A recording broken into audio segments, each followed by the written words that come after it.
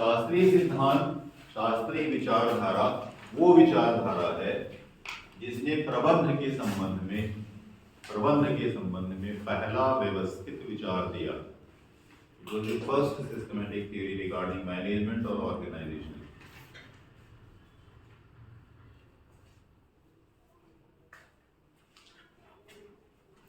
इसने संगठन के कुछ सिद्धांत दिए या प्रबंधन के कुछ सिद्धांत दिए कि प्रबंधन या संगठन कैसा होना चाहिए। ठीक है, जो महत्वपूर्ण सिद्धांत थे उनमें से एक है आदेश की एकता।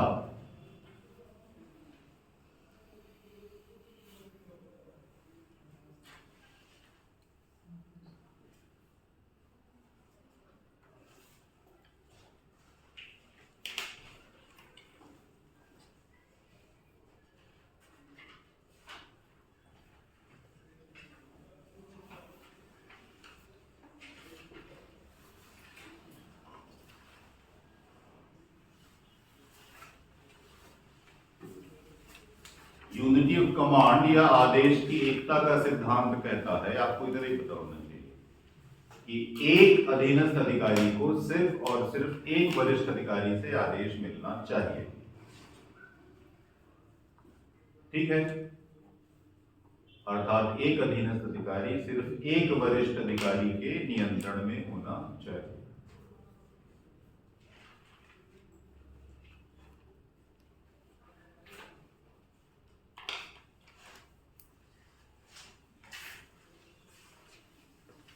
आपके सामने बने चित्र में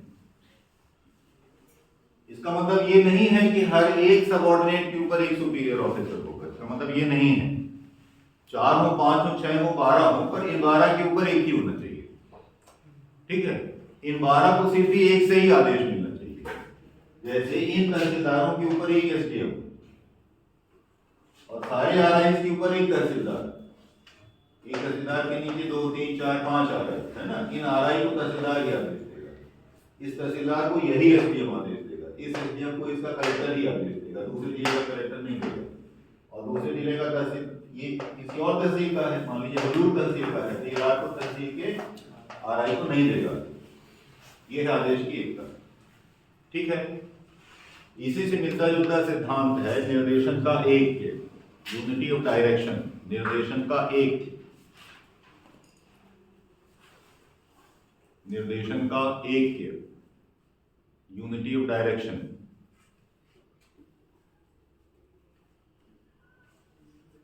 जो कहता है कि एक संगठन का एक मुखिया होना चाहिए, हर संगठन का एक मुखिया होना चाहिए और एक ही कार्य योजना होनी चाहिए।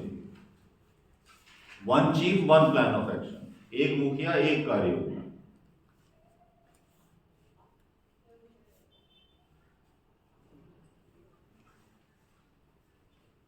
एक से ज्यादा नहीं होना चाहिए, ताकि क्लियर रहे नीचे वालों को कि करना क्या है। ऊपर वाला प्लान बनाएगा, नीचे वाले उस प्लान को एग्जीक्यूट करेंगे। वो तय करेगा कि क्या उत्पादन करना है, कितना उत्पादन करना है, पर डे का कितना टारगेट होगा, कौन कौन है, किनको किनको बेचना है, किसको भर्ती करना है, किसको निकालना है, सारी प्लान ऑफ एक्शन एक चीज का होगा। ठीक है, नीचे वाले उसके निर्देश, उसकी योजना अनुसार काम करेंगे। क्लियर है?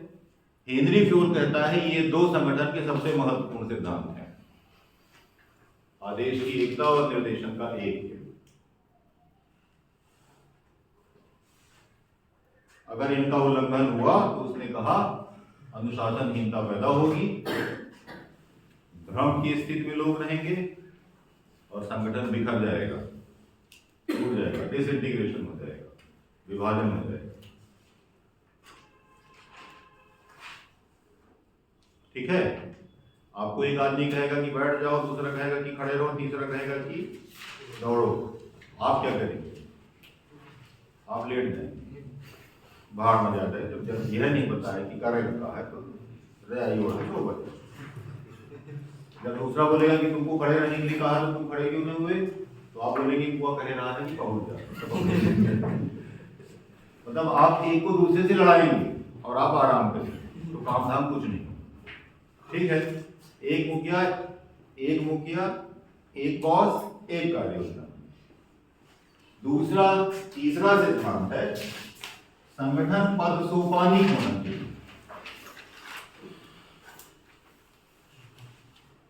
संगठन पद सोपानिक होना चाहिए। ऐसा सोपान मतलब सीढ़ी, स्केल, ठीक है। तो नीचे की चौड़ी स्केल में आरआई, इसके नीचे की स्केल और चौड़ी होगी, पटवारी। एक आरआई के नीचे 20-25 पटवारी, ठीक है। ऐसे ये नीचे से ऊपर सक्रिय होती चली जाएगी और फाइनली पिरामिड के आकार का संगठन बनेगा। दिख आपको ट्राइंगल रहा है, मतलब 2 डायमेंशन का दिख रहा है, ये है 3 डायमेंशन, ठीक है। पिरामिड देखे हैं ना, पिरामिड के आकार का संगठन होना चाहिए और स्केल्स होनी चाहिए। स्केल अगर होगी तो ये हमको सिर्फ इतना करना है, पटवारियों का काम ये, सब का काम ये, आरआई का काम ये, तहसीलदार का काम ये, एसडीएम का काम ये, कलेक्टर का काम ये। हमको एक एक को काम नहीं बताना है। हमने कलेक्टर के काम तय कर दिए, जो कलेक्टर जिस जिले का हो सब वही करेगा जो हमने बता रखा है। हर जिले के कलेक्टर का एक समान रहेगा, हर जिले के कलेक्टर को एक समान तनख्वाह, हर एसडीएम को एक समान काम, एक समान तनख्वाह। और अगर सोपान में नहीं होगा तो आपको एक एक व्यक्ति का तय करना पड़ेगा। भर्ती भी आप सुचारू रूप से कर सकते हैं, जैसे पटवारियों की भर्ती हो रही है तो सारे पटवारियों के लिए आपने एक सिलेबस बनाया, एक परीक्षा की, सारे कानूनगों के लिए एक, सारे नायब तहसीलदार के लिए एक, सारे डिप्टी कलेक्टर के लिए एक, और आप ट्रांसफर कर सकते हो यहाँ से उठा के वहां, वहां से उठा करके वहां, क्योंकि सारे की योग्यता एक बराबर है, सबकी तनख्वाह लगभग एक बराबर। तो कोई ये नहीं कहेगा कि साहब रायपुर में हम काम कर रहे हैं, चौथा में काम नहीं करेंगे। काहे नहीं करोगे? तनख्वाह तो दे रहे हैं ना, उतनी तनख्वाह दे रहे हैं और उतना ही काम लेंगे। क्लियर है? इसलिए कहते हैं कि संगठन पद सोपानात्मक होना चाहिए। क्लियर है? इसमें कोई समस्या? चौथा महत्वपूर्ण सिद्धांत है कि प्राधिकार और उत्तरदायित्व एक समान होना चाहिए, अर्थात प्राधिकार और उत्तरदायित्व में समतुल्यता होनी चाहिए।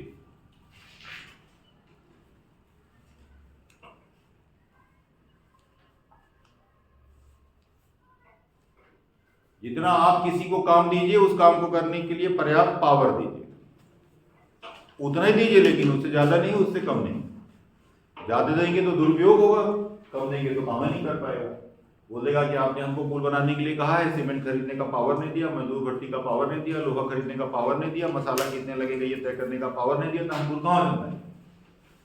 पावर दीजिए, पर उतना ही दीजिए जितना काम करने के लिए जरूरी है। ठीक है? कोई दिक्कत समस्या? एक चीज और लिख लीजिए, ये सिद्धांत जो मैंने स्केल वाला बनाया, ये कहलाता है श्रृंखला सिद्धांत या स्केलर चेन।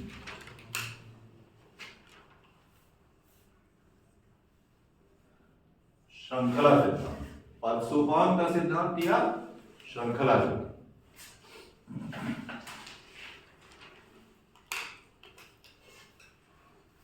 ठीक है? एक महत्वपूर्ण दूसरा पांचवा चौथा जो भी सिद्धांत है वो है नियंत्रण का क्षेत्र। नियंत्रण का क्षेत्र, स्पैन ऑफ कंट्रोल, जो ये कहता है कि एक सुपीरियर ऑफिसर के नीचे कुछ निश्चित सबऑर्डिनेट ही होनी चाहिए, कम नहीं और ज्यादा, एक निश्चित क्षेत्र होना। ज्यादातर विद्वान ये कहते हैं कि 5 से 6, एक सुपीरियर ऑफिसर के नीचे 5 से 6 सबऑर्डिनेट होने चाहिए, 5 से 6। संख्या आपसे नहीं पूछेगा। नियंत्रण के क्षेत्र का मतलब ये है, एक वरिष्ठ अधिकारी के नीचे अधीनस्थों की संख्या कहलाती है नियंत्रण का क्षेत्र। ठीक है? आपके सामने की डिजाइन में नियंत्रण का क्षेत्र क्या है? उधर देखो, नियंत्रण का क्षेत्र क्या है? हा?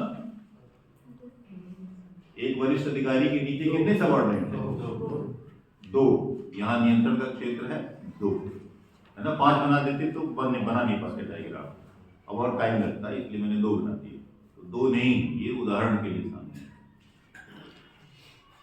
अगर इससे ज्यादा आप कर देंगे तो वो ठीक से कंट्रोल नहीं कर पाएगा, और अगर आप कम कर देंगे तो उसकी ऊर्जा का, क्षमता का आप उपयोग नहीं कर रहे हैं। ठीक है। अगर आप नियंत्रण का क्षेत्र कम करेंगे तो ऑर्गेनाइजेशन की ऊंचाई बढ़ जाएगी, टॉल हो जाएगा। अगर एक पटवारी, यह मान लीजिए कि 5 पटवारियों के ऊपर एक कानून को रखते हैं, फिर 2 पटवारी के नीचे अगर एक कानून को ऊपर एक कानून को रखेंगे तो कानूनों को की संख्या बढ़ानी पड़ेगी। फिर कानूनों के ऊपर तहसीलदार बढ़ाने पड़ेंगे, तहसीलदार के ऊपर एसडीएम बढ़ाने पड़ेंगे, फिर कलेक्टर बढ़ाने पड़ेंगे, जिला छोटा करना पड़ेगा और कलेक्टरों की संख्या ज्यादा हो जाएगी तो कमिश्नर भी बढ़ाने पड़ेंगे। तो ऐसे ही संगठन आपका लंबा होता चला जाएगा। आपको एक लाइन याद करना है, नियंत्रण का क्षेत्र कम करने पर संगठन की ऊंचाई बढ़ती है। क्लियर है? नियंत्रण का क्षेत्र बढ़ाने पर संगठन की ऊंचाई कम होती है।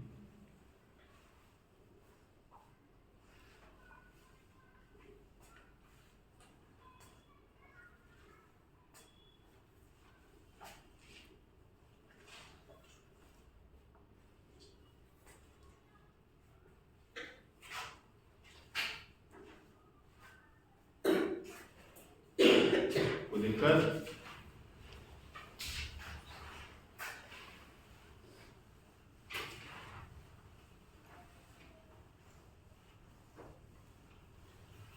जितनी बातें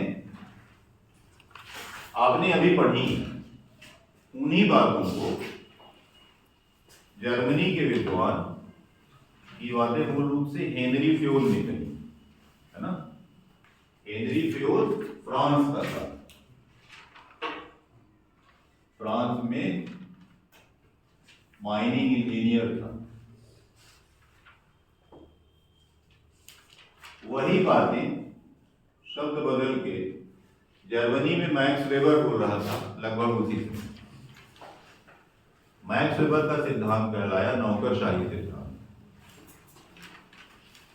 पर मैक्स वेबर केवल सरकारी प्रशासनिक तंत्र के बारे में बोल रहा था।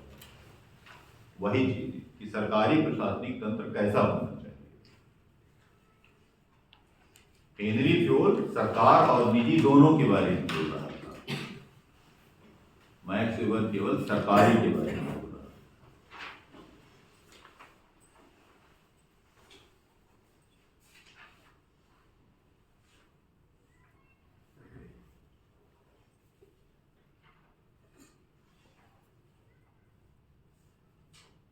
मैक्स वेबर पूछता भी नहीं है आपसे, क्योंकि वो सरकारी प्रशासन के बारे में। जिस जमाने में ये दो लोग थे उसी जमाने में अमेरिका में एक और विद्वान पैदा हुआ, F.W. टेलर।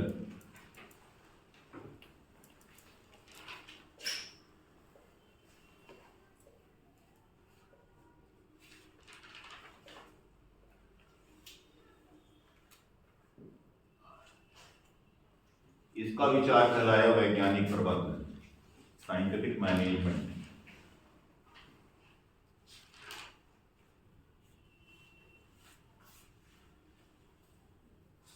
और टेलर के नाम पर ये टेलरवाद भी कहलाता है।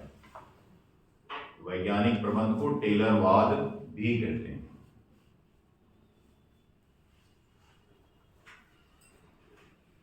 टेलर मैकेनिकल इंजीनियर था।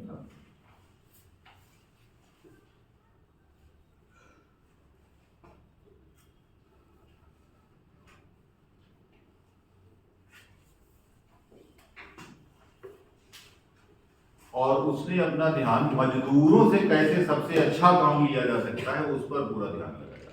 बिल्कुल नीचे हम जिसको कहते हैं शॉप फ्लोर लेवल, कारखाना स्तर, अंग्रेजी में कहते हैं शॉप फ्लोर। आपकी परीक्षा में भी शॉप फ्लोर ही लिखा मिलता है। उसका ध्यान शॉप फ्लोर लेवल पे था, अर्थात कार्यशाला स्तर पर था, जहां मजदूर काम करते हैं। तो आप कल्पना कर लीजिए कि कहीं मजदूर काम कर रहे हैं, कंस्ट्रक्शन का काम चल रहा है। सबसे सरल काम जो आप जानते हैं वो गिट्टी तोड़ना है। मजदूर गिट्टी तोड़ रहे हैं, है ना। गिट्टी तोड़ने के लिए मजदूर है, पत्थर है, छेनी है और हथौड़ा है। हो गया इतना, सबसे सरल काम है। इससे सरल काम कोई नहीं करता। अनस्किल्ड काम है, इसके लिए किसी कौशल की जरूरत नहीं। यहीं से चालू कर। उसने कहा कि आप समझिएगा एक चीज, हम हैं 20वीं शताब्दी की शुरुआत में, आज से 100 साल पहले की बात है। 20वीं शताब्दी की शुरुआत में अर्थात आज से 100 साल पहले प्रबंधन का अर्थ है काम लेना, काम करवाना, है ना। तो काम करवाने का श्रेष्ठ तरीका क्या होता है, इसके पहले कोई सोचने वाला नहीं था। 19वीं शताब्दी के अंत तक प्रबंध का विज्ञान पैदा नहीं हुआ। ये लोग थे जिन्होंने प्रबंध के विद्वान की आधारशिला रखी। जिन 3 थ्योरीज को आपने पढ़ा ना, यहां से प्रबंध का विज्ञान चालू होता है, मैनेजमेंट की कहानी चालू होती है। और इन तीनों का पूरा ध्यान एक ही मुद्दे पर था, कार्यकुशलता बढ़ानी, एफिशिएंसी बढ़ानी, प्रोडक्टिविटी बढ़ानी। प्रोडक्टिविटी से हमारा आशय होता है इनपुट भागे उल्टा हो गया, आउटपुट भागे इनपुट गुणे 100।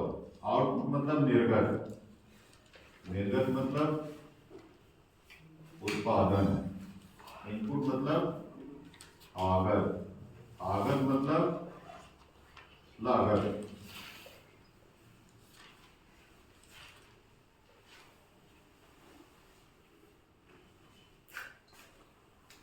ठीक है, इतने कोई दिक्कत समस्या?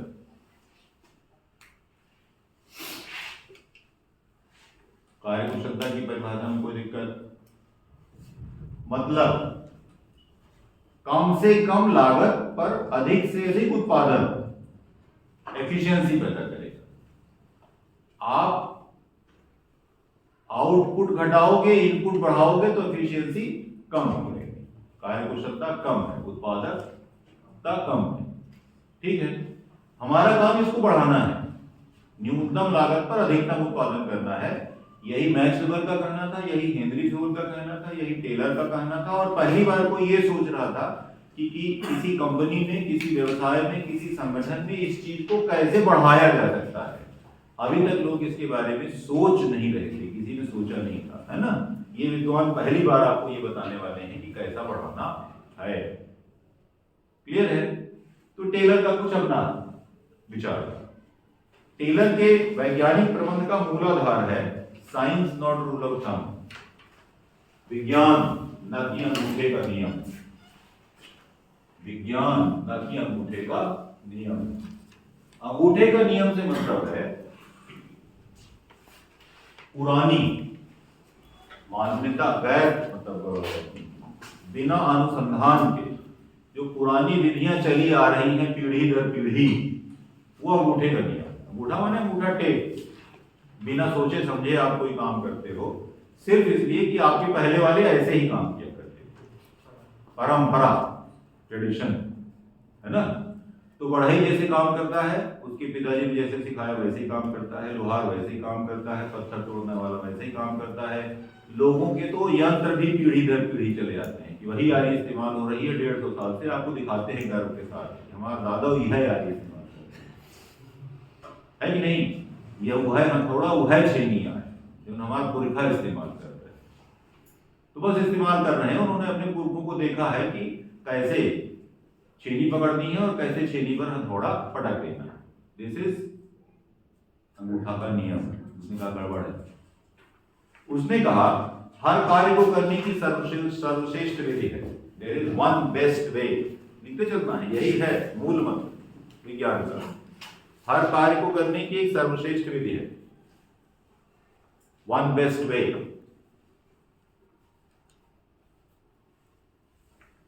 और इसे खोजना है, पता लगाना है।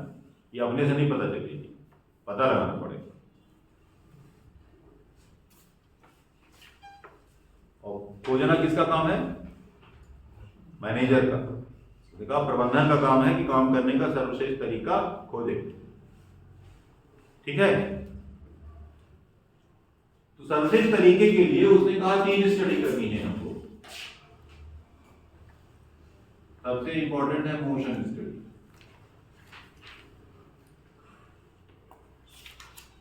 गति अध्ययन।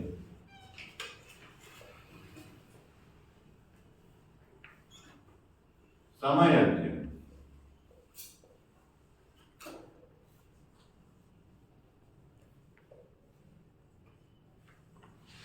और थकान अध्ययन।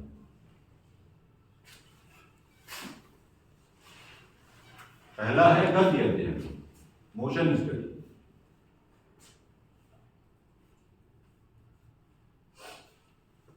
किसी भी कार्य को करने के लिए जो शारीरिक गतिविधियां की जाती हैं उनका अध्ययन है मोशन स्टडी। किसी भी कार्य को करने के लिए जो शारीरिक गतिविधियां की जाती हैं वो है मोशन स्टडी।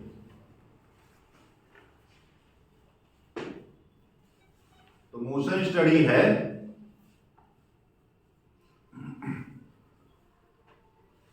पहला, बैठे कैसे हो, मजदूर का सेटिंग पोस्चर क्या है। दूसरा, छेनी कैसे पकड़ रखता है। तीसरा, हथौड़ों की कितनी ऊपर उठाता है, इसको मोड़ता है कि नहीं मोड़ता है, और कितनी जोर से पटकता है। पटकने के बाद फिर उठाता है, छेनी उठाता है कि नहीं उठाता है।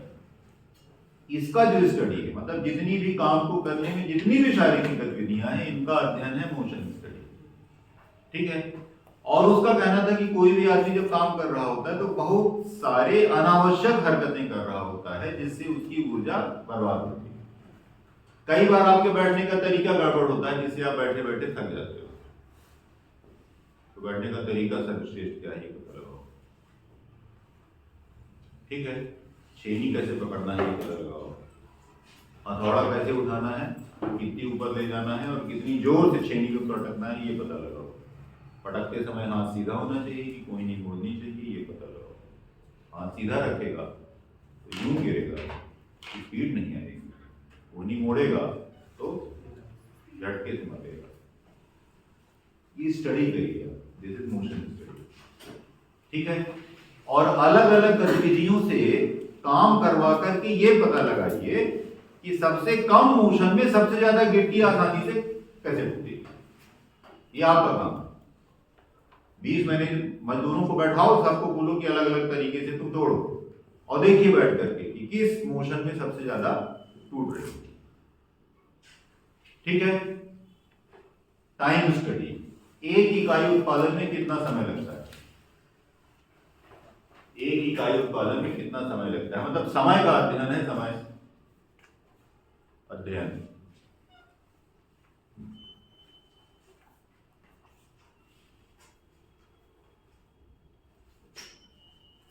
हथौड़े को पटका छेनी पे, खट्टे से मारा, हथौड़ा नीचे रखा और फिर ऊपर उठाया, फिर रखा। देखिए 5 मिनट में कितनी गिट्टी होगा। दूसरे को बोलिए कि हथौड़ा नीचे नहीं रखना, यहां से सीधे ऊपर जाना और खट्टे से दोबारा लेना। इसको देखिए, इसने 5 मिनट में कितनी गिट्टी तोड़ी। ठीक है। पता लगाइए सबसे कम समय में सबसे ज्यादा उत्पादन किस तरीके से हो रहा है। यह है टाइम स्टडी। तीसरा, थकान। मजदूर जब काम करता है तो शारीरिक श्रम करता है। आप यहाँ बैठे बैठे भाषण सुनते सुनते थक जाते हो, है ना। नींद आने लगती, लगता है कि क्लास 40 मिनट बची और सुननी पड़ेगी। मजदूर तो श्रम कर रहा है तो थकता है। जब थक जाता है तो उत्पादकता घट जाती है, प्रोडक्टिविटी घट जाती है। 8 घंटे काम लोगे तो 3 घंटे जब काम करोगे तो 5 घंटे बचत होता है। तो उसने कहा ये पता लगाइए कि अलग अलग काम में ये अलग अलग होगा। ये पता लगाइए कि कितने घंटे लगातार काम करने के बाद मजदूर थकता है और फिर कितने मिनट का आराम दे देने के बाद उसकी ऊर्जा वापस आ जाती है। ये आपको स्टडी करना है। उसने कहा ये एक्सपेरिमेंट करना आपका काम है। साल भर लगाइए, 1.5 साल लगाइए, पर आप ये एक्सपेरिमेंट करके पता लगाइए कि कितने घंटे बाद उसको रेस्ट का पीरियड देना है और रेस्ट का पीरियड कितना होना चाहिए। ठीक है। तो सुबह जब बंदा आएगा फ्रेश मूड से 3 घंटे लगातार काम करेगा, उसको रेस्ट की जरूरत नहीं। फिर आप उसको आधे घंटे का ब्रेक दे दीजिए तो रिजुविनेट हो जाएगा। फिर 2 घंटा काम कीजिए, फिर 20 मिनट का ब्रेक दे दीजिए क्योंकि अब जल्दी छुट्टी होने लगी। फिर आप उसे 1 घंटा काम कीजिए, जैसे जैसे समय बढ़ता जाए वैसे वैसे काम का समय घटाते चले जाइए और रेस्ट पीरियड भी घटाते चले जाइए। ये उसने बोला ये स्टैंडर्ड नहीं है, ये उदाहरण है ना। ये आपको पता लगाना है, हर काम के लिए ये अलग होगा। काम क्या करवा रहे हो इस पर डिपेंड करेगा कि कितने घंटे बाद कितने मिनट का रेस्ट आपको देना है, पर ये पता लगाना है क्योंकि कर्मचारी थकता है और थकता है तो प्रोडक्टिविटी घट जाती है। इन 3 विधियों का आप उपयोग करेंगे, काम करने का सबसे श्रेष्ठ तरीका आपको पता चल जाएगा। साइंटिफिक मैनेजमेंट बोला कि एसेंस यही है, काम करने की सर्वश्रेष्ठ विधि ढूंढो। ये नहीं बाप महतारी ऐसा करते हैं जैसे हम ऐसे करिए। क्लियर है? न्यूनतम लागत पर अधिकतम उत्पादन देना है हमको। ये है साइंस ऑफ मैनेजमेंट, ये है प्रबंध का विज्ञान। इतना ही नहीं, बहुत धुआंधार था। टेलर प्रबंध के विद्वानों में अकेला ऐसा विद्वान था जिसने धूम मचा दी। अमेरिका के औद्योगिक जगत में धूम मचा दी। उसके खिलाफ अकेला विद्वान था जिसके खिलाफ हड़तालें हुई, मजदूर सड़क पर आ गए। संसद में, अमेरिका की संसद में कानून बना कि कोई मैनेजर किसी भी समय हाथ में घड़ी लिए हुए दिखाई नहीं देना चाहिए, क्योंकि टेलर ने कहा था मैनेजर के हाथ में हमेशा घड़ी होनी चाहिए। देखो कितना टाइम लगेगा, घड़ी लिए रहो, ये ब्रह्मास्त्र है टेलर का। घड़ी लिए रहोगे तब ये सब स्टडी होगी। अमेरिका की संसद में कानून पारित हुआ कि किसी भी मैनेजर के हाथ में घड़ी नहीं दिखनी चाहिए, क्योंकि मजदूर हड़ताल पर थे। जहां देखे तहां घड़ी ले बैठा थे। ये काहे हथौड़ा काहे ले, वापस कर, ऊपर कर, ऊपर कर। 3 सेकंड ज्यादा लगा दिए गिट्टी तोड़े। तो कानून बनाना पड़ा अमेरिका को, घड़ी नहीं दिखी। अमेरिका का वो अकेला ऐसा विद्वान था जिसको लेनिन ने फॉलो किया। यूएसए का घोर दुश्मन यूएसए था। मैंने आपको पढ़ाया था पूंजीवाद और साम्यवाद, घोर दुश्मन साम्यवाद। लेकिन लेनिन ने टेलर के तरीकों को अपने कारखानों में लागू करवाया। वो नाम बदल दिया उसने, इस स्टॉकहोम आंदोलन कर रहा है।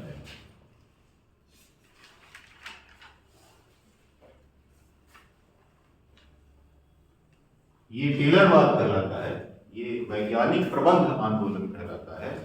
यही आंदोलन जब यूएसएसआर पहुंचा तो लेनिन ने इसको नाम दिया स्टॉकहोम आंदोलन।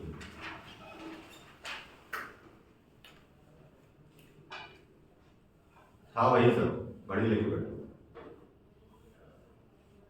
अब यूएसएसआर में किसी की हड़ताल करने की हिम्मत नहीं थी। हड़ताल करोगे तो गोली मार दी। यूएसएसआर तो जनता का शासन था ना, साम्यवाद, सब लोग बराबर थे, तो हड़ताल क्या करोगे? सब बराबर है, मालिक है ना मजदूर है। हड़ताल कर रहे हो मतलब समाज के दुश्मन हो, तो समाज को तुम्हारी जरूरत नहीं। जैसे और करेंगे क्या ही नहीं पता चलता था यूएसएसआर में। मतलब अचानक से रात को 1:30 बजे आपके घर की घंटी बजी, मैडम बाहर निकली, पूछा गया पतिदेव हैं? बताइए हाँ हैं, सो रहे हैं, जगाइए जरा बाहर भेजेंगे। पतिदेव बाहर आए, चलिए 2 मिनट काम है आपसे। मैडम आप बंद करके सो, आते हैं। फिर साहब नहीं रुकने का, उठे नहीं थे। और मैडम की हिम्मत नहीं थी कि किसी के पास जाकर के कहें कि पति हमारा 6 साल से हैरान है, रात की पुलिस आई रही है, बात करे। इसलिए कि मैडम ने अगर किसी से कहा तो वैसे वो भी ना रहे, वो भी कहीं मुलाकात करनी चाहिए। न कहानी मिलती थी, न सबूत मिलता था, न ट्रेस मिलती था, न लाश मिलती थी, कुछ नहीं मिलता। बस घंटी बजती थी, निकल लेते थे लोग। ठीक है, खैर उसे आपको उस कहानी से आपको कोई लेना देना नहीं। ये एक चीज थी। इसके अलावा उसने और भी बहुत सारे विचार किए। उसने कहा जिस तरह काम करने का तरीका विधि सर्वश्रेष्ठ है, उसी तरह काम करने का यंत्र भी सर्वश्रेष्ठ है। बेस्ट टूल का डिजाइन उसने कहा ठीक करो। आपकी छेनी बहुत लंबी है कि पिद्दी सी है और मोटी सी है, भारी सी है। आपका हथौड़ा जरूरत से ज्यादा उसका बेंड लंबा है, जरूरत से ज्यादा चौड़ा है, जरूरत से ज्यादा भारी है। अरे गिट्टी तोड़ना है तुमको, परमाणु बम थोड़ी तोड़ना है। तो इतना होना चाहिए कि ना ज्यादा हो ना कम। ना छोटा हो ना मोटा हो, बीच में। अब ये आप पता लगाओ, उसने कहा ये तुम्हारा काम है, मैं कोई रेडीमेड सॉल्यूशन नहीं दे रहा हूं। उस बंदे ने खुद जहां वो काम करता था, फावड़ा देखे वो कैसा होता है, फावड़ा कैसा होता है?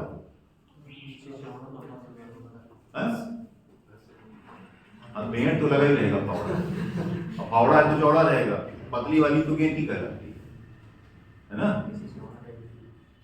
आप कहने का मतलब शायद ऐसा है, जहां तक मैं समझ रहा हूं कि अगर सामने से देखें तो ये ऐसा होता है, यहाँ पे छेद होता है जिसमें,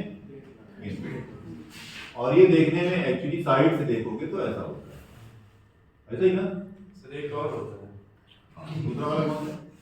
होते हैं जिससे मतलब आपका कहने का मतलब है कि ये ऐसा होता है, और थोड़ा गड़बड़ हो गया मेरा, मैंने आपको बताया समझ चला था, और ये ऐसा होता है, और यहाँ पे एक हैंडल लगे, दोनों दो, मुझे पता है। सोचो, उसने कहा फावड़े का 20 तरह का काम होता है, 2 डिजाइन की तुम्हारे पास फावड़े हैं। टेलर ने 18 फावड़े की डिजाइन विकसित की थी, 18 डिजाइन उसने बताया, अलग अलग काम करने के लिए अलग डिजाइन का फावड़ा, आप कल्पना नहीं कर पाओगे, 2 से ज्यादा कल्पना नहीं जाएगा। 18 डिजाइन का फावड़ा उसने विकसित किया था, हर काम को करने के लिए अलग डिजाइन। और इसलिए उसने बोला कि टूल बहुत जरूरी है, क्योंकि यंत्र ही उत्पादन कर रहा है। अगर छेनी गड़बड़ हुई तो कितना भी अच्छा मजदूर और मेहनती होगा तो वो कहां से तोड़ लेगी। छेनी अगर बहुत पतली होगी, धार बहुत सटीक होगी, एक धार में निपुर जाएगी, और अगर धार ज्यादा मोटी होगी तो टूटवे नहीं करेगी। पता लगाओ कि धार कितनी पतली होगी, कुछ नहीं, उससे आपको मतलब नहीं। वन बेस्ट टूल, टूल का डिजाइन पता लगाओ, बेस्ट डिजाइन और टूल का इस्तेमाल करो। और उसने कहा लेने बचे हैं यहाँ थोड़ा पटका ला के, साइंटिफिक सिलेक्शन ऑफ वर्कर, कामगार का वैज्ञानिक चयन, साइंटिफिक सिलेक्शन ऑफ वर्कर, कामगार का, मजदूर का वैज्ञानिक चयन। हर काम को करने के लिए उसने कहा भगवान ने, प्रकृति ने अलग अलग टाइप के आदमी बना रखे हैं। उसने एक लाइन में उत्तर दिया, to handle big iron you need a bull. कच्चे लोहे को ढोने के लिए बरदा की जरूरत है। बरदा समझते हैं ना क्या? तो बैल भर्ती कर ले क्या आदमी जौन बरदा हो, हाँ देखिए बुद्धि न हो पे शारीरिक स्वस्थ हो, वो कहलाएगा बरदा, और ना ले रहा होगा। उसने कहा बुद्धिमान आदमी की जरूरत नहीं है कि पूछे लगा मैंने कहा दिया कैसन की हुआ कैसन, कुछ नहीं, तो का बताया ना, ऐसा बैठ, ऐसा उठाओ, इतनी ऊपर ले जाएगा, इतनी स्पीड से छेनी पर पटक देखा है, और 1 सेकंड में 12 दाग पटके, टाइम बता 12 दाग पटके, ऐसे ना ऊपर ले जाएगा ना नीचे ले जाएगा, ना ऐसे धीम पटकेगा ना तेज पटकेगा, और यह हथौड़ी यह छेनी इस्तेमाल,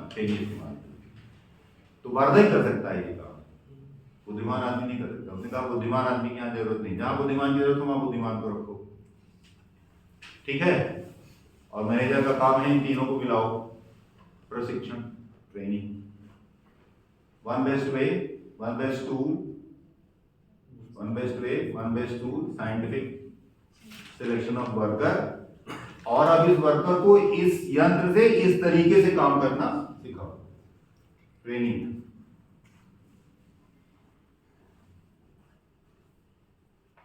ठीक है। और अगर प्रोडक्टिविटी नहीं बढ़ रही, उत्पादकता नहीं बढ़ी, एफिशिएंसी नहीं बढ़ रही, हु इज रिस्पांसिबल? जिम्मेदार कौन? मैनेजर। उसने कहा भर्ती को पुलिस, तुम। हथौड़ा किसने डिजाइन किया? तुम। छेनी किसकी? तुम्हारी। और पटकने का तरीका कौन बताया? तुम। और अगर उत्पादन नहीं हो रहा तो जिम्मेदार कौन? मजदूर? नहीं, तुमने कहीं कहीं गलती की, या तो गलत आदमी भर्ती किए, या तुम्हारा यंत्र गड़बड़ है, या काम करने का तरीका गड़बड़ है। क्लियर है? तो दिक्कत समस्या, कहानी यही खत्म नहीं होती, तो कहानी बहुत डिटेल है। आपको तो एक एक लाइन में उत्तर तो ऊपर लिखा रहता है, नीचे पढ़ना है ना, तो समझना है कि वो बोल क्या रहा है। अब उसने कहा कि मैनेजर करता क्या है। जैसे आपको मान लीजिए कि हम डिप्टी कलेक्टर बना देते हैं, मैनेजर बना दिया, या आप अपने घर में हो, आपके पास 20 तरह की समस्याएं आती हैं।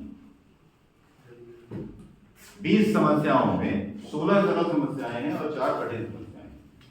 आप सबसे पहले किसको सॉल्व करते हैं? सरल। अर्थशास्त्र में एक नियम है,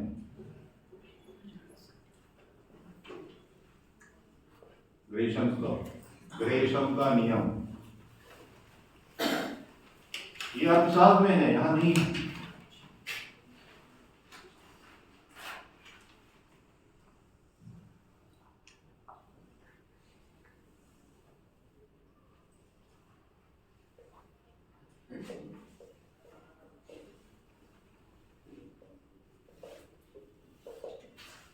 ग्रेशम का नियम कहता है अर्थशास्त्र में, बुरी मुद्रा अच्छी मुद्रा को प्रचलन से बाहर कर देती है।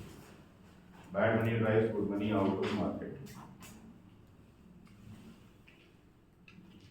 आई जवाब तुमने? बुरी मुद्रा अच्छी मुद्रा को प्रचलन से बाहर कर देती है। कैसे कर देगी? आपकी जेब में 100 रुपए के 10 नोट हैं और किसी को 300 रुपए का भुगतान करना है, कौन सी वाली नोट? कौन सबसे की नहीं सही, उसी को चलाने की कोशिश करो। तो बाजार में कौन सी नोटें प्रचलित हैं? फटी, सब सड़ी फटी। और जब आप अगली बार जाते हो तो वही आप वाली निकाल के दे देता है, फिर आपको तो ये बहुत पुरानी है ना चाहिए, तो कहा कि काल तो है नहीं देखिए हम छाड़े धरे रहे तो है ये कहा। ये नहीं है ग्रेशम का नियम।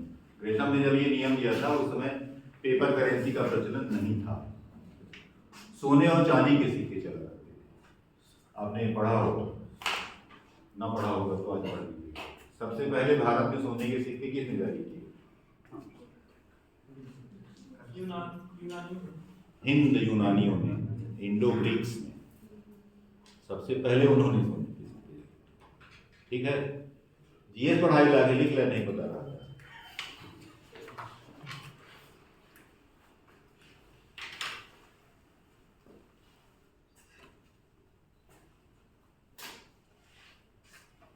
सर्वाधिक शुद्ध सोने के सिक्के कुषाणों में जारी किए। कुषाण नाम सुने? सबसे प्रसिद्ध राजा कौन था कुषाण? कनिष्क नाम सुने होंगे। भारत का ऐसा सम्राट था जिसका साम्राज्य वर्तमान भारत से ज्यादा भारत के बाहर सेंट्रल एशिया और चाइना में। भारी आमदनी थी उस समय उसके पास, क्योंकि वो सिल्क रूट पर नियंत्रण करता था। उसने सबसे शुद्ध सोने के सिक्के जारी किए और सबसे ज्यादा सोने के सिक्के गुप्त काल में जारी किए। इसका मतलब इतना तो क्लियर है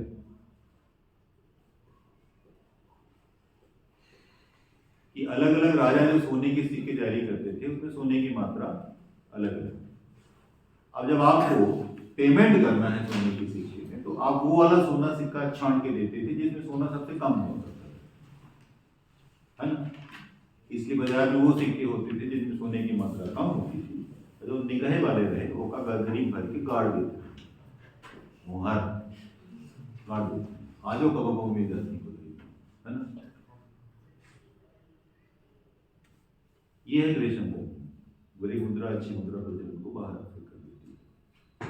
यही डिसीजन मेकिंग का भी नियम है, बुरे निर्णय अच्छे निर्णय को प्रचलन से बाहर कर देते हैं। This is called Gresham's law of decision making.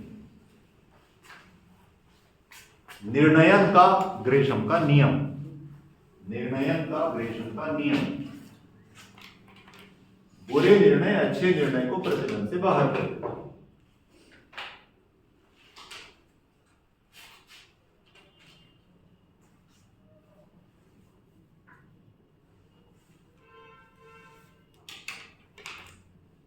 आपके पास अचानक 20 समस्याएं आती हैं सुलझाने के लिए। एक आदमी आया, क्या बनना चाहोगे?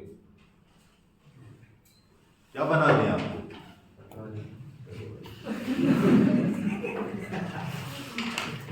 राइट। आपके पास एक आदमी आया, उसने बोला कि साहब फलाना वाला आदमी हमारे खेत में 2 फुट आगे बढ़ के बारी लगा दिया है, रूंध लिया है, और सामने की तरफ जो सार्वजनिक पुराना रास्ता चलता था उसमें भी 3 फुट आगे बढ़ गया। तो आप चलिए और जमीन नाप दीजिए और उसका अतिक्रमण हटवाइए। इतने में एक दूसरा आदमी आता है, बोलता है साहब ऋण पुस्तिका दे दीजिए। तो आप किसको बोलते हो, थोड़ा बैठे इनका काम होता है। उसका ऋण पुस्तिका बनते बनते एक आदमी आता है, बोलता है खसरा की नकल दे दी। आप बोलते थोड़ा बैठे, तुम्हारा काम लंबा वाला है, ऋण पुस्तिका दे दी। अगला आ जाता है कि साहब बंटवारा करवा देते हैं, तीसरा आ जाता है साहब नामांकन करवा देते हैं, चौथा आता है किसी और काम के लिए। अब वो बैठ है, तो सबसे पहले आवा हुआ बैठ, इसलिए क्योंकि उसका काम कठिन है। जो निर्णय कठिन होते हैं आदमी उनको टालता जाता है, क्योंकि मैंने देखी फुर्सत से नहीं देखी। और जो सरल वाले निर्णय होते हैं वो निर्णयों को आदमी करता रहता है। लिहाजा होता ये है कि ज्यादा जरूरी काम छूट जाते हैं तो चालू निर्णय आप लेते रहे। यही टेलर कहता है कि मैनेजमेंट में आपके पास 100 कर्मचारी हैं, उसने कहा इसमें से 60% कर्मचारी औसत परफॉर्मेंस वाले हैं, 60% एवरेज वाले। आप इन्हीं 60 पर ध्यान देते हो, इन्हीं 60 पर आपका पूरा ध्यान रहता है। ये 20% एक्सेप्शनल है, बहुत बढ़िया काम करते हैं। ये 20% अट्ठा है, नहीं काम करते। तो आप सोचते हो कि इतना आपन काम करल लागी है ना, इनका का देखेगा, इनसे काम लेगा, अब ये करियार बर्दार ही कब न काम करे, तो आप इन पे भी अपना सिर नहीं पकाते। ऐसे ही होता है ना। उसने कहा यही गलती कर रहे हो, उसने कहा ये ऑटो मोड पर है, ये 60% ऑटो मोड पर है, आप इन पर ध्यान ना दो या ना दो, ये ऐसे ही काम करें। आप ये पता लगाओ कि ये 20% एक्सेप्शनल काम कैसे कर रहे हैं। यहां पर लोग एक दिन में 5 तगाड़ी मिट्टी तोड़ रहे हैं, ये बंदा 12 तगाड़ी कैसे तोड़ा, फाइंड आउट, पता लगाओ, क्योंकि तुम्हारा काम ये है कि ये भी 12 तगाड़ी तोड़े, पता ये लगाओ कि वो कैसे तोड़ रहा है। इसका मतलब कि उसके पास कुछ विधि ऐसी है जिससे कि उसकी प्रोडक्टिविटी बढ़ेगी,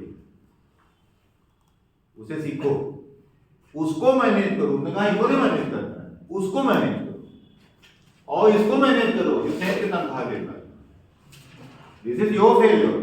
मैं जो तुमने भर्ती किया, ट्रेनिंग तुमने दी, सब कुछ तुमने किया, इसके बावजूद ये 20% काम क्यों नहीं करते? इनका प्रोडक्टिविटी बढ़ाओ, क्योंकि इनकी प्रोडक्टिविटी बढ़ने की संभावना बहुत ज्यादा है। अब इनकी क्या बढ़ेगी और इनकी कितनी बढ़ाओगे? इन पे मेहनत करो, इनकी प्रोडक्टिविटी बढ़ाओ। नहीं काम कर रहे हैं, बाहर करा सकते, मैनेज करो उसको जो बिल्कुल अलग तरह का है।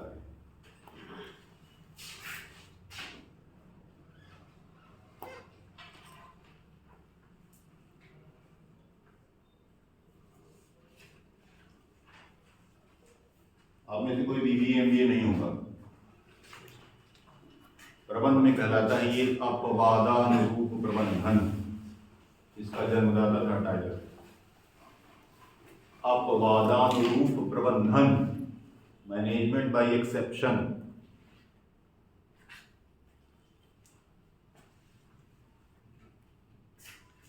जो अपवादिक है उसका प्रबंधन करो, जो सामान्य है उसका नहीं। एक्सेप्शनल चीजों का प्रबंधन करिए, आपका काम उतना ही है। अगर आप इन साधारण चीजों में अपना समय बर्बाद करेंगे तो इस पर उस पर ध्यान नहीं दे पाएंगे। आप उसी इस पे ध्यान दीजिए, उसको मत ध्यान दीजिए, उसको छोड़ दीजिए। ये 60% तो पब्लिक है,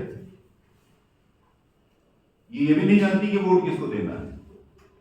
4 आदमी बताते हैं वो बहुत बढ़िया नेता है, नेता उनका जितावे, तो बाकी लोग चला अब मान लीजिए कि वो बहुत बढ़िया नेता है, जैसे कि हमारे आदमी कहें कि उन्होंने इनको वोट दे, तो 60% तो ये भेड़ है, ये भेड़ है, ये अपने हिसाब से चलिए, है ना। जहां वो चलेगा उसके पीछे पीछे चलेगी, आगे कभी नहीं चलने वाली, पीछे लगू है। उसको मैनेज करो, उसको उसका तरीका इनको सिखाओ, इनकी एफिशिएंसी बढ़ाओ, ठीक है। मैनेजमेंट बाय एक्सेप्शन समझ में आया।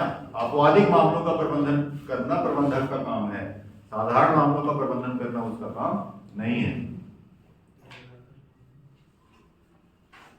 मजदूरी भुगतान प्रणाली।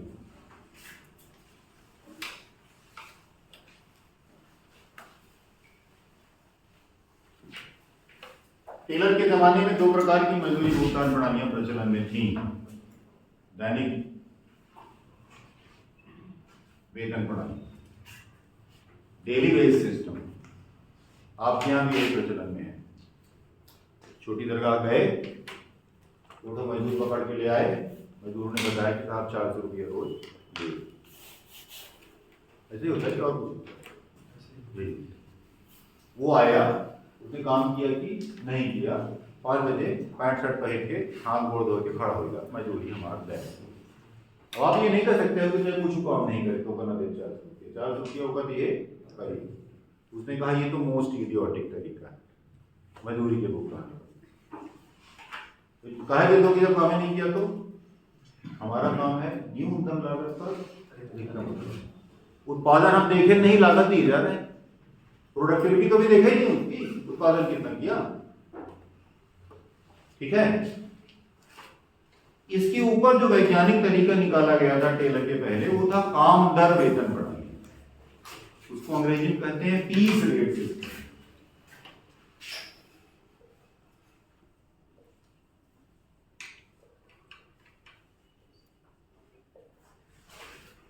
काम दर वेतन प्रणाली, पीस रेट। आप देवनागरी में पीस और रेट लिखिए। इसका मतलब ये होता है कि हम काम प्रति इकाई पर आपको भुगतान करेंगे।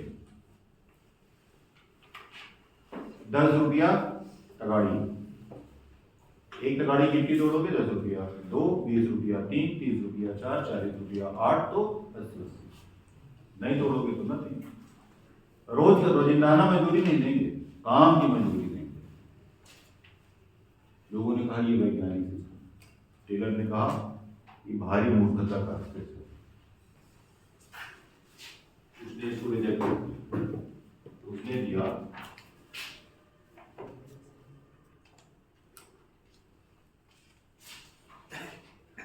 डिफरेंशियल वेज सिस्टम, विभेदात्मक मजदूरी प्रणाली।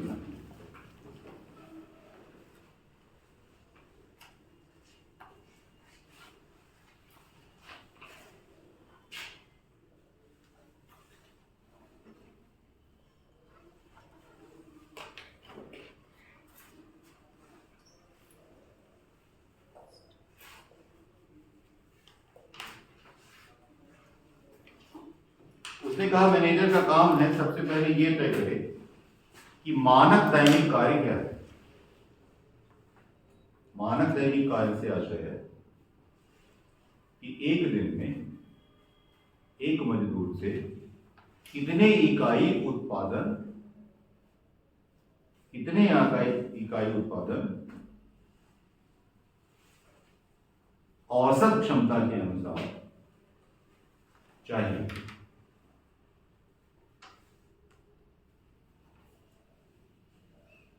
This called a large daily task. अंग्रेजी में जो उसने शब्द इस्तेमाल किया वो शब्द था a large daily task. Hindi में कहते हैं औसत दैनिक उत्पादन।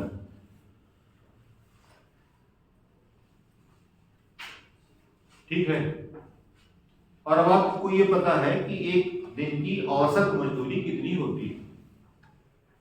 Let's say 400। Let's say large daily task है 10 तगाड़ी गिट्टी। एक आदमी को औसतन एक दिन में 10 तगाड़ी गिट्टी तोड़ना चाहिए साधारण क्षमता से काम करते हुए। ठीक है, और मजदूरी है 400। तो मतलब एक तगाड़ी गिट्टी का 40 गुणे 10 बराबर 4। ये है लार्ज डेली टास्क। ठीक है,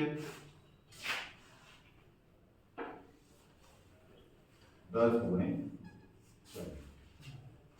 10 तगाड़ी प्रति तगाड़ी 40 की वजह से 4।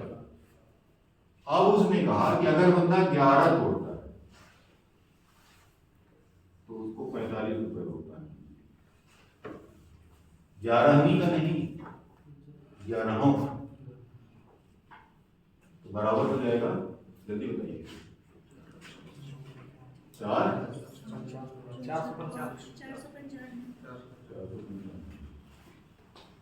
और अगर 9 तोड़ रहा है तो 35 रुपये हो, कितना मिला? 315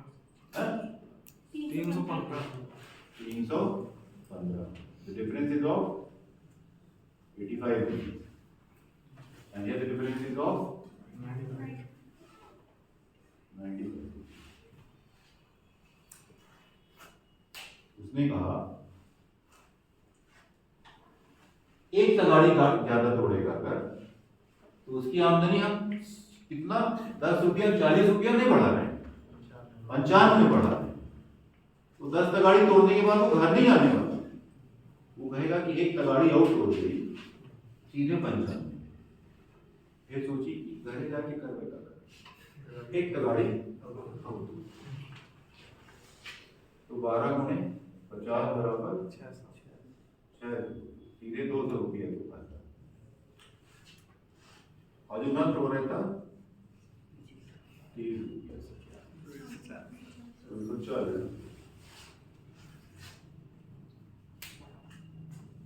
प्रति इकाई उसने कहा मजदूरी बढ़ाई, पर यूनिट मजदूरी बढ़ाई।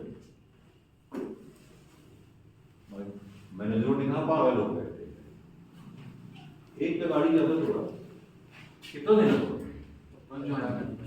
एक और तोड़ा तो 200, माने 2 तगाड़ी पड़ी 200 रुपये, लागत हमारी बढ़ गई। मेरा मूड हो गया। यहां उसने दिया एक नई अवधारणा। अब इस पर एक प्रोफेशनल कोर्स होता है साहब।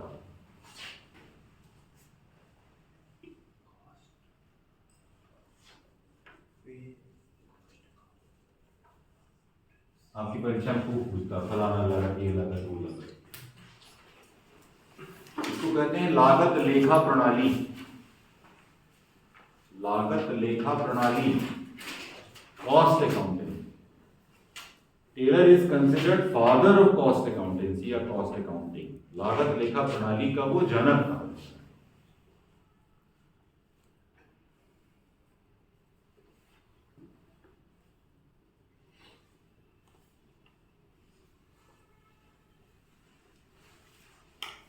उसने कहा लागत साहब 2 प्रकार की होती है,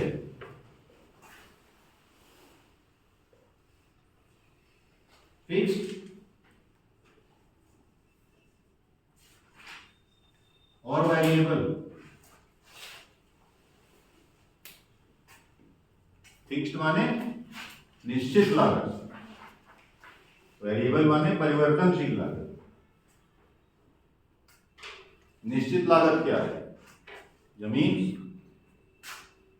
बिल्डिंग, मशीन, टूल्स, यंत्र। आपने कारखाना बनाया 1 एकड़ का, 1 एकड़ की बिल्डिंग बनाई आपने, उतनी सारी सुविधाएं दी आपने, पानी, बिजली, ये वो ताम झाम सब न लगाए। आपने 1 एकड़ का प्लांट इसलिए बनाया क्योंकि आपका जितना वांछित उत्पादन है इस गणना से उसको करने के लिए 1000 मजदूरों की जरूरत है। 1000 मजदूरों को बैठाने के लिए आपको कितना बड़ा प्लांट चाहिए, कितने सारे हथौड़े चाहिए, कितना छेनी चाहिए, कितनी बड़ी बिल्डिंग चाहिए, मशीनें चाहिए, पंखा चाहिए, बिजली चाहिए, पानी की सुविधा चाहिए, चाय साय पिलाना है, ये वो ताम झाम, बहुत दिक्कत आना चाहिए बड़ी। फिक्स्ड कॉस्ट आपकी बहुत ज्यादा है और ये थोड़ा कर नहीं है, करोड़ों रुपया, करोड़ों में। और यहां हर एक पर 50-60 रुपया बढ़ रहा है। जब आप ये वाली मजदूरी प्रणाली लागू करोगे, इन सब तो किनारे हो जाएंगे और एक आदमी अपनी औसत उत्पादकता से 2 गुना काम करेगा, क्योंकि हर एक इकाई पे तुम उसकी मजदूरी बढ़ा रहे हो, हर एक इकाई की मजदूरी बढ़ा रहे हो। अगर वो 2 गुना काम करेगा तो अब तुमको आधा एकड़ जमीन चाहिए, आधा कारखाना चाहिए, आधा छेनी चाहिए, आधा हथौड़ा चाहिए, आधा बिजली का बिल, आधा पंखा, आधा ट्यूबलाइट, सब अधिया न गया। 100 करोड़ की पूंजी घट के 50 करोड़ में पहुंच गई, तो फिक्स्ड कॉस्ट घट गई। और हर कारखाने की असली लागत यही होती है। असली लागत ये है, मजदूरी नहीं है, मजदूरी लागत नहीं है। और उसने कहा इसका सबसे बड़ा फायदा ये है कि शाम को जब वो मजदूर अपनी जेब में 600 रुपया लेकर के जाएगा बीवी के पास, तो सीना तान के दूसरेगा, निकालेगा, कहेगा पटक ये ले, या ले आओ मुर्गा। कार्य संतुष्टि बढ़ेगी, वर्क सेटिस्फैक्शन बढ़ेगी। मैंने काम किया, उसका मुझे मेहनताना शानदार तरीके से मिला। कल वो और ऊंचे मनोभाव से आएगा आपके यहाँ काम करने। और छुट्टी का बहु मगवाइन करेगा। संडे का जो अपना कारखाना खोली था, हम आज संडे को आप बैठ जाए तो कमिटमेंट बढ़ेगा, उसका प्रोडक्टिविटी बढ़ेगी, मनोबल बढ़ेगा पूरी टीम का। फिक्स्ड कॉस्ट गिर जाएगी। उसने कहा एक्चुअल कॉस्ट काम की गिरेगी, वास्तविक लागत काम की गिरेगी। आपको सिर्फ मजदूरी बढ़ती हुई दिखाई दे रही है। उसने कहा मजदूरी तो ज्यादा देना ही है, क्योंकि हमको अपने मजदूर को खुश रखना है, संतुष्ट रखना है। और जब आपकी लागत गिर जाएगी तो आपका लाभ बढ़ जाएगा। जब आपका लाभ बढ़ जाएगा तो उसने कहा आप अच्छा काम करने वाले मजदूरों को बोनस बढ़ाओ। 20 तगाड़ी टोरत ने 25 टोरे।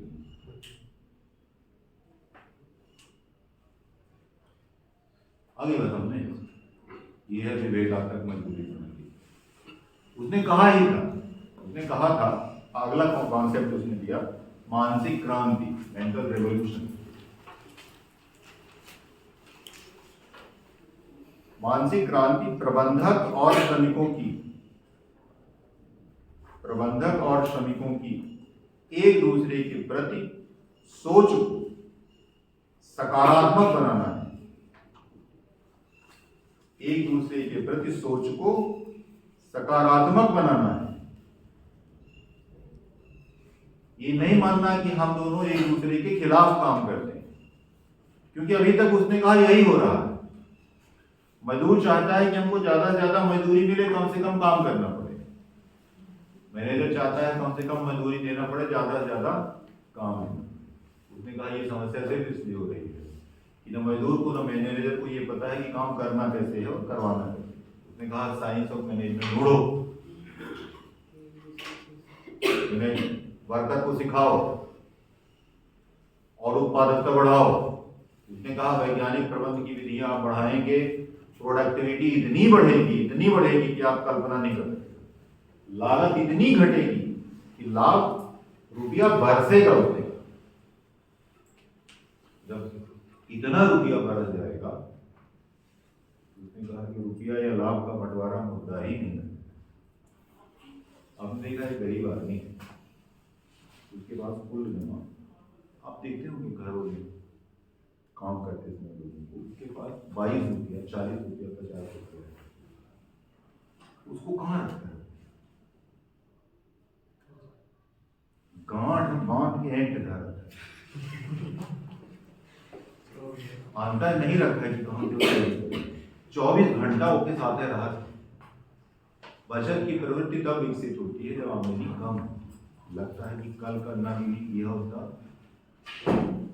और जिसके पास 4 करोड़ रुपये होता है वो गांठ बांध नहीं रखता। आमदनी अगर आपके पास ज्यादा हो जाएगी, धन की लड़ाई उसने कहा बंद हो, पैसा इतना बरसेगा कि रुपया के लिए लड़ना बंद कर, मजदूरी इशू ही नहीं होगी। ये तो मैंने बता दिया। एक तगाड़ी और थोड़ा 150, जस्ट 1 तगाड़ी मोर 150 रुपया पूछ दो।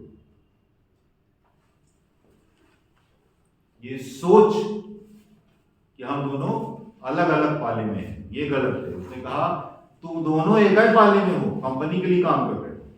जब तक आपस में विश्वास नहीं पैदा करोगे, सामंजस्य नहीं पैदा करोगे, तब तक उत्पादकता नहीं बढ़ सकती है। और ये जरूरी इसलिए है कि काम करना जिसको है उसको तौर तरीका नहीं ढूंढना। तौर तरीका ढूंढना मैनेजर का काम है। और मैनेजर ने जिंदगी में ना छेनी पकड़ी ना हथौड़ा पकड़ा, तो उसको बिना छेनी और हथौड़ा पकड़े काम करने का सबसे सर्वश्रेष्ठ तरीका ढूंढना है। तो काम करने की वो सर्वश्रेष्ठ विधि उसने कहा है किसके पास? मजदूर के पास है। उसने कहा तेरे पास नहीं है, मजदूर के पास है। लेकिन सीख उससे तब पाओगे जब उसके पास बैठोगे, प्रेम से, स्नेह से। कोई छेनी की डिजाइन सही बताएगा, कोई हथौड़े की डिजाइन सही बताएगा, कोई पटकने की डिजाइन सही बताएगा, कोई बैठने की डिजाइन सही बताएगा, कोई मतलब हर चीज उसी के पास है, तुम्हारे पास कुछ नहीं है। तुमको 30 मजदूरों से बेस्ट चीज निकाल करके बेस्ट साइंस डेवलप कर देगा। यह है मेंटल रेवोल्यूशन, मानसिक क्रांति। और उसने एक लाइन में कहा था, scientific management is nothing but mental revolution. मानसिक क्रांति ही वैज्ञानिक है। तो most important aspect of scientific management is mental revolution. मानसिक क्रांति ही सबसे महत्वपूर्ण घटक है वैज्ञानिक का। Thank you. Will continue tomorrow.